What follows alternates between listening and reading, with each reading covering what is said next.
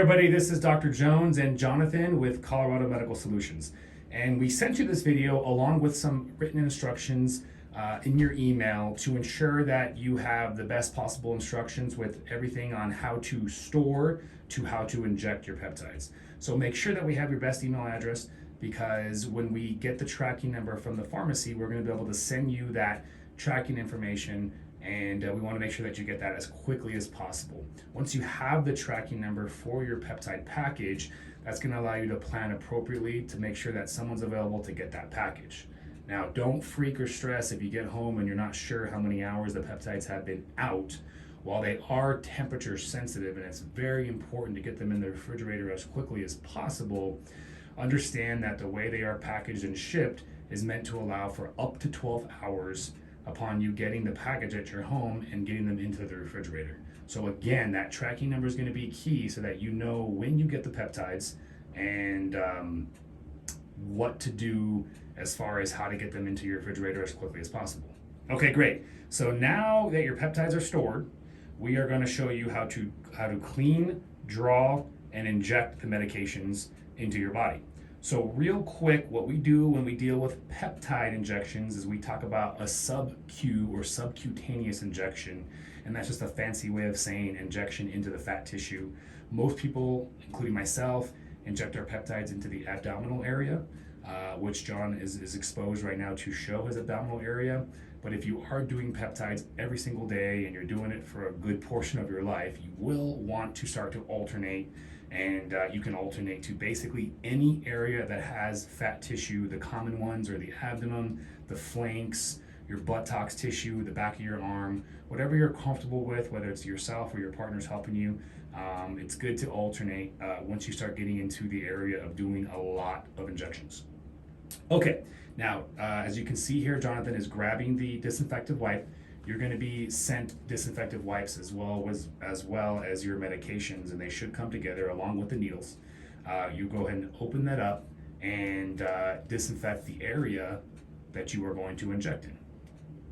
And if you notice, we're going to go ahead and disinfect a large surface area just to allow just to ensure that we inject into the area that is now disinfected and cleaned.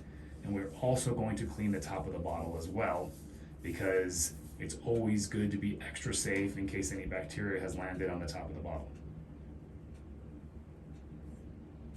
Awesome. Now we are ready to draw our medication out of the bottle.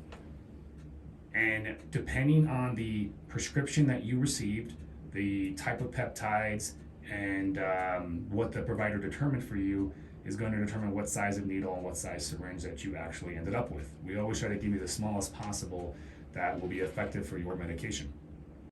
Okay, so now we are ready to draw the peptide, and as you can see here, we're going to draw air into the syringe that is equal to the amount of the medication that we plan to draw out from the bottle. And the reason why we want to do that is because we plan to inject that much air to keep the pressure inside the bottle even. It's very, very important that you do that, because if you don't add air, you're actually going to decrease the pressure into the bottle and create a weird little vacuum that'll prevent you from being able to draw your medication out of the bottle. So always inject as much air into the bottle first that is equal to the volume, which is the same marker on the insulin syringe that you plan to draw out.